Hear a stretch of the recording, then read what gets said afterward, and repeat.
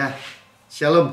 Sekali lagi saudara-saudaraku yang terkasih, jumpa lagi kita dalam Bible Study membahas buku Grace Revolution. Ya, revolusi Injil kasih karunia. Kita mengalami kuasa untuk hidup berkemenangan. Jadi hidup berkemenangan rahasianya kita sudah tahu ya, hanya Yesus. Dan kita di bab ke-13 ini kita miliki nggak hati bagi Yesus? Ya, artinya kalau kita bilang Yesus segala-galanya buat kita, ya kita alami. Ya, lapar, haus, itu bagian dari mengingini Yesus. Jadi bukannya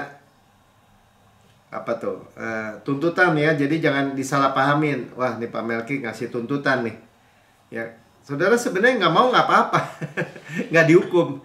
Ya, cuman kita mau karena kita tahu manfaat, keuntungan, benefit ya, yang kita alami, bukan orang lain, kita alami. Ya, jadi sejauh mana apresiasi ya, artinya keinginan kita akan Tuhan. Ya, makanya bahasanya gini, kalau kita menghormati Yesus, Bapak menghormati kita. Kita fokus Yesus, segala apa yang Yesus punya milik kita. Ya, kita belajar dari Alkitab, dari Maria kan, Maria, Marta. Yesus sebenarnya senang di Betania. Ya, memang betul, nanti kita lihat juga ada orang-orang yang gak suka sama dia. Tapi Yesus senang di rumah Marta, Maria, dan Lazarus. Ya, teman kita ada Lazarus di sini. Nah, jadi Maria memilih yang terbaik, duduk dekat kaki Tuhan. Dalam segala keadaan yang pilihan-pilihan, prioritasnya adalah duduk dekat kaki Tuhan untuk mendengar. Nah, itu memiliki hati. Bisa aja kita hidup dengan semua kesibukan. Sebenarnya nggak harus masuk kamar terus memisahkan diri. Kita sambil dimanapun kita berada, kita memiliki kesadaran Kristus. Ya, saya sering cerita kan, kalau di kamar mandi aja, kata Pak Pastor Pin, di takhta putih aja kita masih bisa baca Alkitab. Kalau kita sedang mandi aja, kita masih dapat berkata, saya memiliki kesehatan Kristus, atau jantung Kristus, atau apapun. Nah, di situ kita bisa mendengar firman kan tentang Yesus dimanapun. Kenapa? Kita bisa berkata-kata, kita bisa merenungkan. Dan kita dengar di hari Jumat yang sebelumnya bahwa Maria tahu waktunya dan saatnya. Kenapa? Karena dia dengar. Seperti hari Minggu juga kita dengar bahwa Yohanes bersandar di dada Yesus. Dia tahu.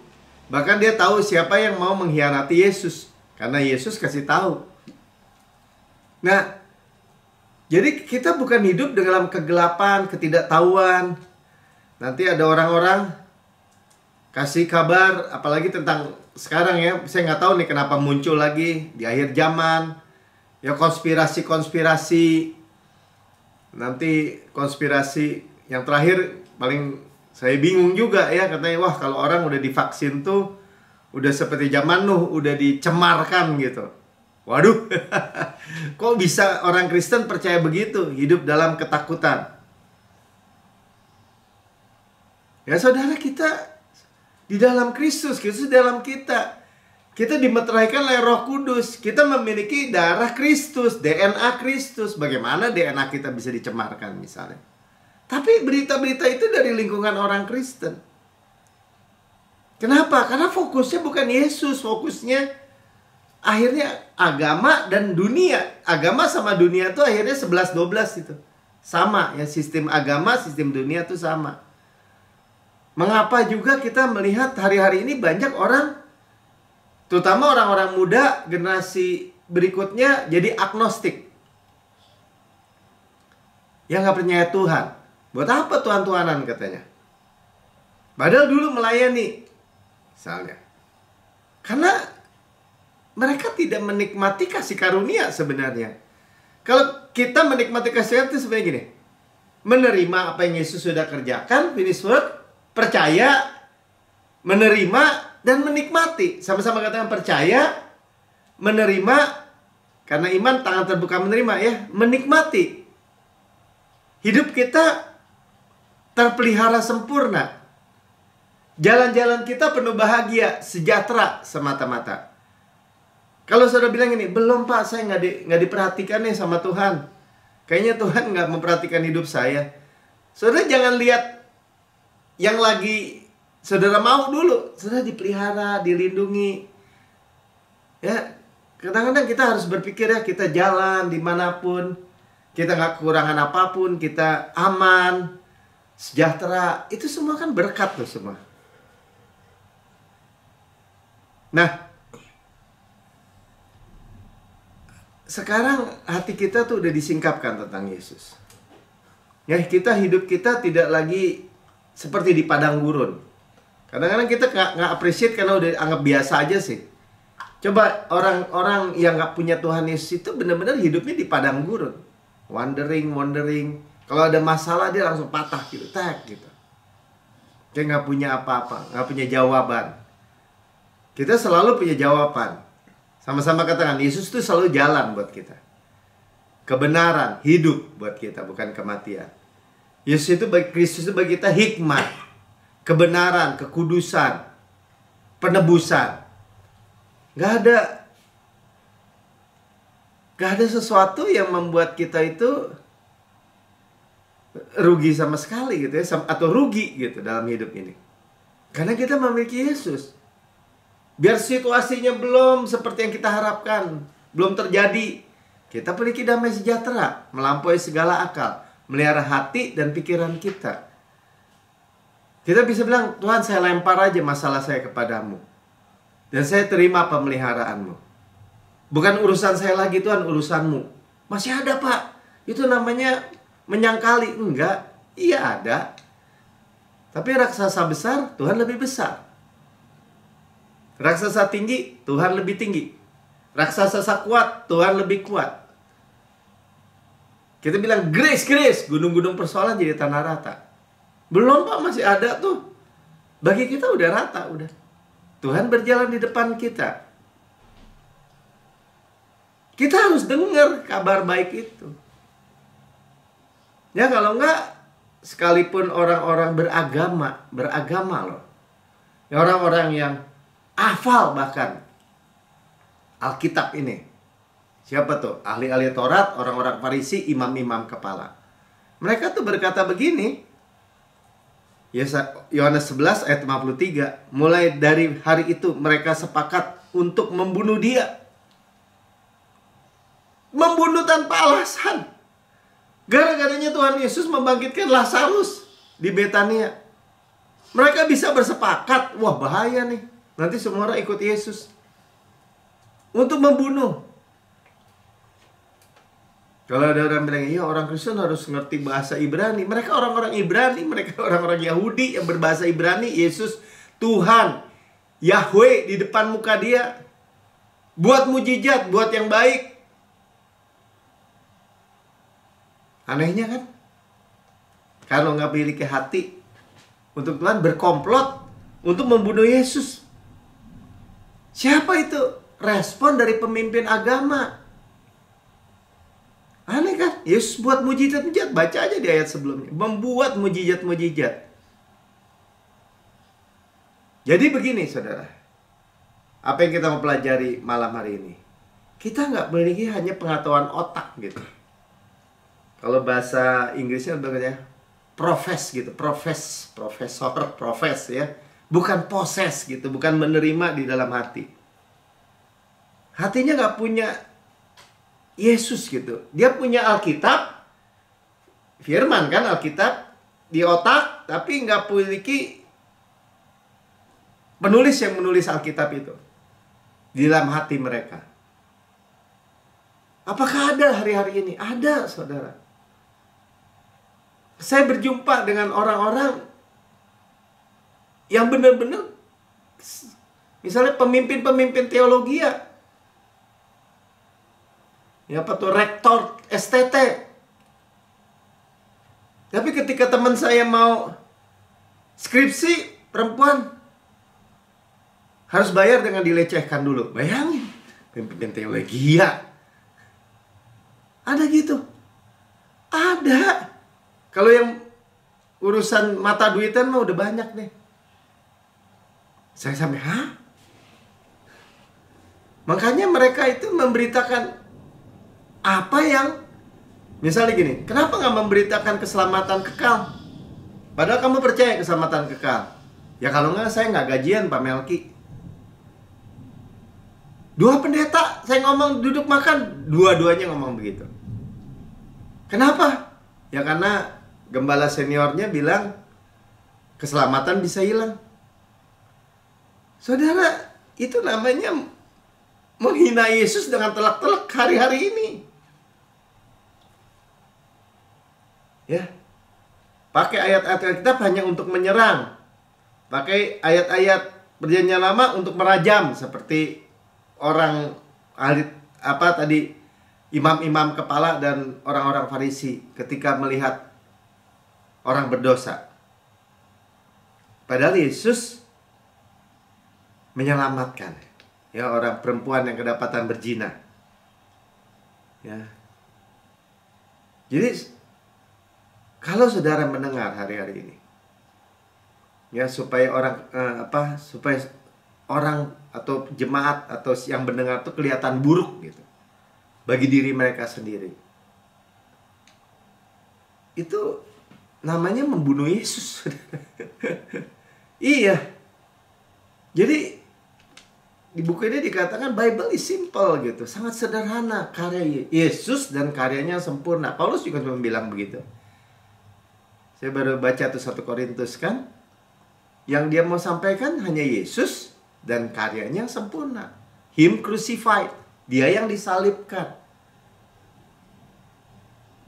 Ya. Bible is simple. It takes theologian to make it complicated gitu ya. Yang membuat rumit itu bahkan orang-orang teologian, supaya mereka itu ditakuti dan nakut-nakutin orang. Cari-cari kesalahan. Yang sebenarnya pepatah bilang tuh menepuk air di dulang, terpecik muka sendiri. Itu yang terjadi. Nah, kita dibawa untuk apa? Belajar, untuk mencerna atau makan, ya makan, sama-sama katakan makan pribadi Yesus. Kita makan. Kita lihat keindahannya, kita lihat keagungannya, kita lihat kasihnya. Ini yang kita makan. Kita lihat kebaikannya, kita lihat kemuliaannya. Karena semua itu kemuliaannya kemuliaan kita gitu, saudara. Nah, itulah yang mendorong kita sebenarnya untuk menikmatinya, makan. Orang bilang, Pak, makan tuh jadi kerjaan dong, Pak. Ya, nanya sama orang yang kenyang, coba nanya sama yang orang 2 hari, 3 hari nggak makan. Lapar, saudara. Makan itu kebutuhan. Kalau saya tanya anak saya, bahkan makan itu pekerjaan apa kesenangan? Kesenangan. Ya benar, nanya ke diri sendiri aja juga. Makanya dibilang menikmati makanannya. Hidangan raja. Itulah yang tersedia buat saudara dan saya. Kita anak raja, dikasih hidangan. Saya bilang sama Daniel tuh, kita ini seperti masuk ke restoran all you can eat. Hidangan udah tersedia semua. 100 jenis makanan dan minuman yang sudah dibayar lunas. Yang saudara dan saya tinggal nikmati semua. Untuk menikmati emang perlu tahu, oh di situ saya mau ada steak, ada di situ, ada ini, ada di situ. Ada ayam goreng, ada di situ misalnya. Di sini, di situ minuman ini. Oh, ada ya. Bahwa misalnya hidup dan mati dikuasai sama lidah gitu. Oh, ada ya. Berarti salah dong selama ini. Kita pikir bahwa Tuhan itu kayak malaikat el maut aja gitu. Wah, udah waktunya katanya. Tuhan yang ambil tuh, Tuhan yang memberi, Tuhan yang mengambil, terpujilah nama Tuhan. Nah Pak, itu kan ayat Pak. Ayat, iya ayat di firman Tuhan, tapi itu perkataan Ayub. Padahal Tuhan bilang hidup dan mati dikuasai sama lidah. Siapa yang suka menggemakannya akan memakan buahnya misalnya. Kan kita jadi tahu, oh begitu. Artinya apa?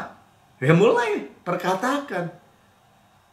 Saya sangat besar diberkati, sangat tinggi disukai, sangat dalam dikasihi. Ya enggak? Kan firman itu kalau jatuh di tanah yang subur, apa yang kita percaya ya kita perkatakan. Amin. Ya, perumpamaan itu luar biasa sih sebenarnya kalau dibaca, itu merupakan pintu dari perumpamaan yang lain. Kalau sedang nggak ngerti itu, nggak ngerti yang lain katanya. Ada ayatnya di Yohanes. Jadi jangan mau lagi ditipu dengan, mungkin tulus ya, mungkin orang-orang yang menyampaikan terus, cuman kan mereka juga diajarkan dari ajaran agamawi yang turun-temurun. Ajaran agamawi yang cuma diwariskan aja. Pikul salib misalnya. Orang Kristen disuruh pikul salib, disuruh pikul kutuk terus. Terkutuklah orang digantung di kayu salib. Ya tapi kan digantung Pak. Ya digantung, dipikul, ya sama aja itu mikul kutuk. Jadi makanya kehidupan orang Kristen sekalipun akhirnya seperti ditimpukin batu aja gitu, dirajam batu. Baru bebas sedikit, ada lagi yang batu timpuk lagi, ada lagi. Dipermainkan. Tapi kalau kita makan roti hidup yang segar, kita kuat. Ya, kita makan bukan karena tuntutan, bukan karena kerja, makin sehat, makin hidup. Hikmat di setiap area. Kenapa? Ya itu tadi, kita memiliki hati untuk Yesus, bersandar. Hari Minggu sampai disampaikan tuh, sudah dengar yang hari Minggu juga. Tapi maaf ya, rekamannya agak terhambat nih karena memorinya SSD-nya udah habis. Tapi nanti Tuhan sediain. Jadi jangan biarkan kekristenan itu hanya profes, hanya di pengetahuan. Ya, tapi kita tahu menghargai nilai Yesus. Nah ini kata-katanya tuh indah ya, nilai. Udah dibayar, tinggal makan doang. Ambil hidangan-hidangan raja, hidangan mewah. Ya itulah kekudusan sejati bahkan. Orang bilang, kita harus kudus, harus kudus. Sudah tahu kekudusan sejati apa? Menghargai Yesus, menerima Yesus. Bukan seperti yang Yudas itu ya, Yudas tuh kita lihat lagi ya, Yohanes 12. Sebaliknya daripada Maria Marta ya, Maria menghargai Yesus, duduk dekat kaki Yesus. Tuhan bilang memilih yang terbaik. Kalau dia menghargai apa? Mengapa minyak narwastu yang ini tidak dijual 300 dinar dan uangnya diberikan kepada orang-orang miskin? Nah, terus Alkitab firman menjelaskan, hal ini dikatakannya bukan karena ia memperhatikan nasib orang-orang miskin, melainkan karena ia adalah seorang pencuri. Ia sering mengambil uang yang disimpan dalam kas yang dipegangnya. Itulah sebabnya keturunannya ini masih ada sampai hari ini. Sehingga orang-orang yang bertahan di gereja atau di dalam pelayanan bahkan, itu karena manipulasi, saudara. Karena udah jadi penghasilan dia, ya manipulasi aja. Kenapa kamu khotbah keselamatan bisa hilang? Padahal kamu sendiri percaya bahwa kalau kamu mati hari ini masuk surga.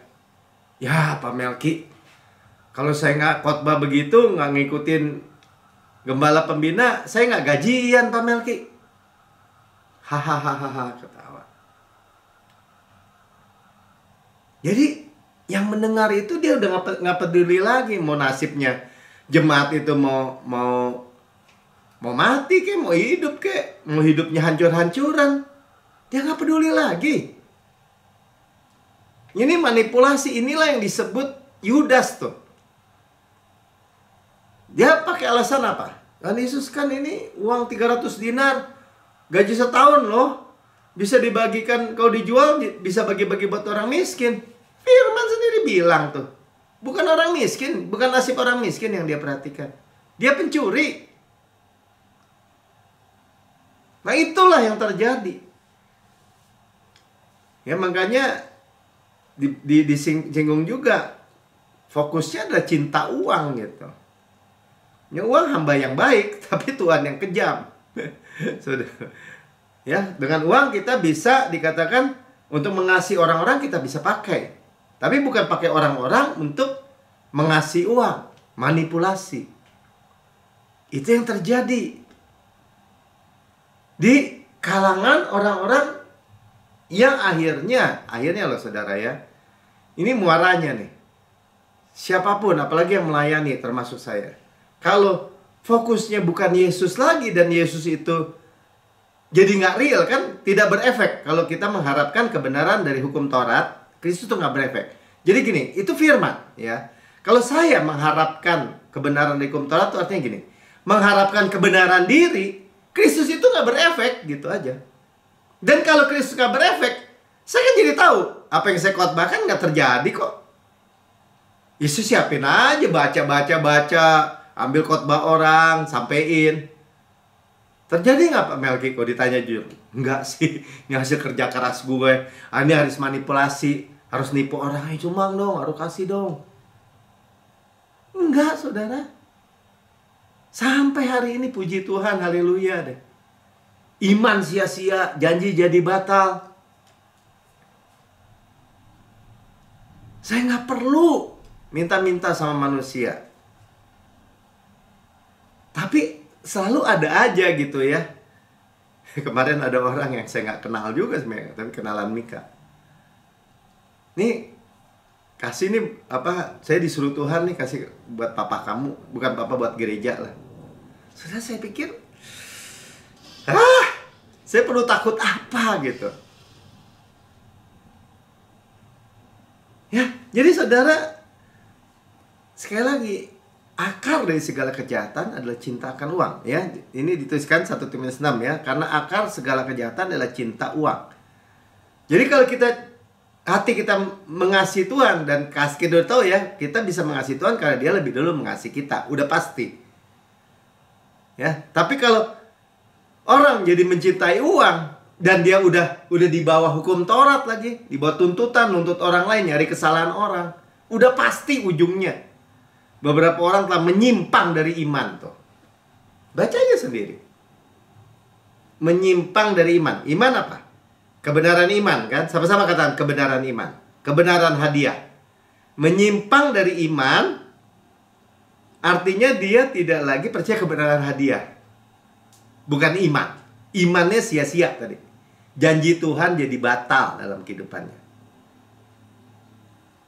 Jadi kalau orang tanya, orang umum sekarang, orang gereja tanya, gimana, kenapa iman sia-sia, janji jadi batal, Kristus tidak berefek? Ya karena dosa. Pada firmannya jelas bukan karena dosa.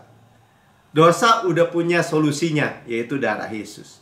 Tidak ada lagi perhukuman sampai dalam Kristus. Selesai solusinya. Yang jadi masalah adalah mengharapkan kebenaran dari hukum Taurat, kebenaran diri. Ya pasti jadi cinta uang udah. Dia udah ngerasain enaknya. Kopa dapat PK ya 10 juta, 20 juta dia kasih tarif. Udah aja seenaknya aja ngomong kali. Menyiksa dirinya dengan berbagai-bagai duka. Akhirnya duka sudah. Terus dia bilang gini, ini salib saya. Makin terpuruk kekristenan itu. Ya, jadi sekali lagi tidak masalah orang memiliki uang ya. Masalahnya ketika uang itu memiliki orang. Gimana caranya uang itu akhirnya memiliki orang? Ketika kita nggak memiliki lagi hati untuk Tuhan, untuk Yesus. Gimana memiliki hati untuk Yesus? Ya bersandar. Apa-apa bersandar itu artinya bergantung. Bagaimana kita makin dewasa? Oh ditanam, kan makin bertumbuh, makin dewasa. Bertumbuh dong, bertumbuh kata orang itu. Saudara, kekristenan, kalau saudara makin bertumbuh, berarti makin bergantung kepada Tuhan. So, lihat aja Pastor Prince misalnya. Semakin dia artinya berbuah, makin besar sebagai pohon gitu ya. Kelihatan kok semakin bergantung hidupnya. Makin bersandar. Dan Tuhan memberi jawaban untuk segala hal. Ya. Jadi, seperti Maria, balik lagi tadi ya, hatinya menyembah, memilih yang terbaik. Thankful, grateful, udah thank you aja isinya. Yohanes 12 ayat 7-8. Ya, dia dibela Yesus, udah gitu aja. Kalau ditanya, siapa yang sih mau dibela Yesus? Saya, ya kan? Maka kata Yesus, biarkanlah dia melakukan hal ini mengingat hari penguburanku. Kenapa Maria tahu? Karena sebelumnya dia duduk dekat kaki Tuhan, dengar. Cerita apa Tuhan? Nggak mungkin cerita yang lain. Cerita tentang karyanya kepada Maria. Karena orang-orang miskin selalu ada padamu, tetapi aku tidak akan selalu ada padamu. Ya, konteksnya pada waktu salib ya. Kalau sekarang Yesus selalu berada bersama-sama kita, never, ya kan, tidak akan mungkin pernah meninggalkan kita, tidak akan pernah mungkin melupakan kita. Kalau orang ditanya nggak ngerti kebenaran, ditinggalin Tuhan, dia udah meninggalkan Tuhan tuh, Tuhan nggak bersama dia lagi. Kenapa? Berdosa, jatuh dalam dosa. Saudara, kalaupun ya kita tidak mendukung dosa ya, dosa jelek, buruk, busuk, merusak. Ya, tapi kalau kita jatuh juga, jatuh itu di dalam Yesus, di dalam terang. Baca aja 1 Yohanes 1 ayat 9. Maka darahnya itu terus menyucikan kita. Kenapa kita kedapatan terus kudus, suci? Benar, karena darah Yesus itu continue, berkelanjutan, terus seperti air terjun dalam hidup kita. Jangan dibalik-balik lagi ya. Enak dong bikin dosa. Ya itu dia aja yang bilang dosa enak itu yang ngomong. Ya, dosa itu jelek, buruk, busuk, merusak. Tidak ada yang enak. Kita dibebaskan dari siklus kekalahan, dari siklus dosa. Amin. Kita jatuh juga di dalam terang. Jadi itu yang membuat kita hidup senantiasa di dalam terang. Ya, tidak pernah ditinggalkan. Yesus selalu ada di dalam kita. Kita di dalam Yesus. Itu kekudusan sejati tadi ya. Menghargai nilai Yesus, saudara. Ya, miliki bahkan pewahyuan yang besar. Nah, ini pesannya ya. Pesannya memiliki pewahyuan yang besar. Jadi jangan gini, aku udah tahu. Orang kasih karunia juga ada kecenderungan begitu tuh. Udah tahu. Pak Melki ngomong kan, apalagi dibudakkan dulu. Itu doang kan khotbahnya. Udah macem-macem nih. Yang dia denger itu, padahal Tuhan lagi ngomong itu buat dia. Ini sih pengalaman aja ya, ada orang. Nggak lama dia ngeledek gitu, tangannya kena virus ya.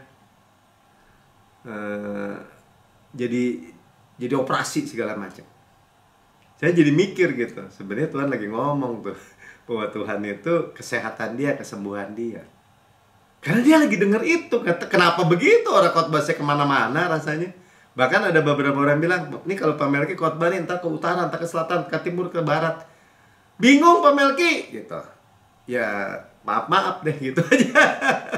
Ya, tapi saudara, sebenarnya pewahyuan itu personal bagi hidup saudara. Kalau saudara diwahyukan apapun ya, seperti tadi Maria, dia bawa niat narwastu mempersiapkan untuk penguburan Yesus.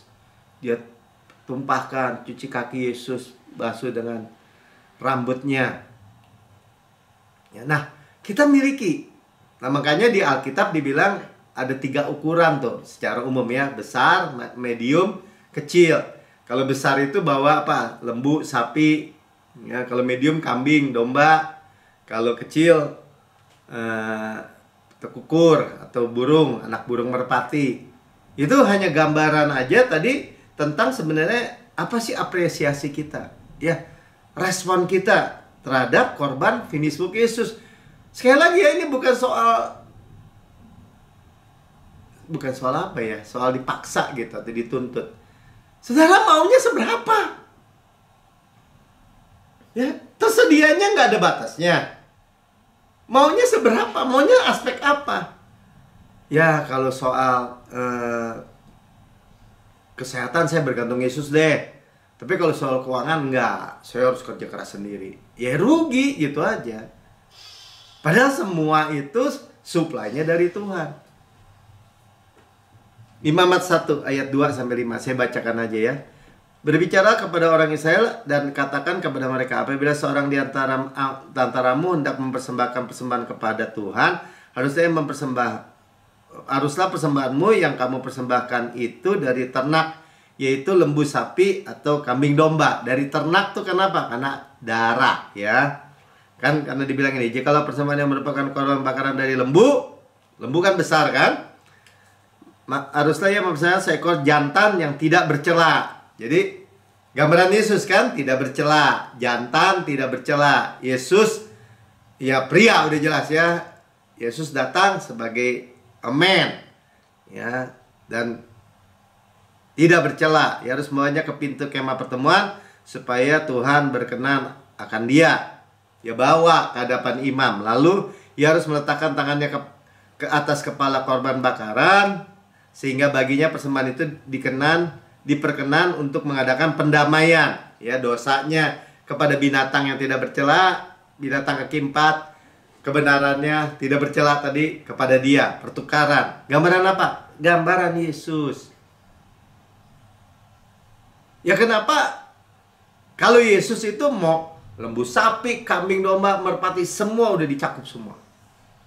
Udah terbesar udah. Nah, makanya gambaran ini menjadi gambaran apresiasi ya. Kemudian haruslah ia menyembelih lembu itu di hadapan Tuhan, dan anak-anak Harun, imam-imam itu harus mempersembahkan darah. Ya jadi jelas kalau ditanya kenapa? Kemarin ada yang nanya tuh kepada saya. Kenapa korbannya Kain nggak diterima, korbannya Habil diterima? Oh, sekolah minggu bilang korbannya Kain yang jelek-jelek. Oh nggak ditulis gitu. Karena nggak ada darah, saudara, udah sederhana aja. Ya kan dia petani.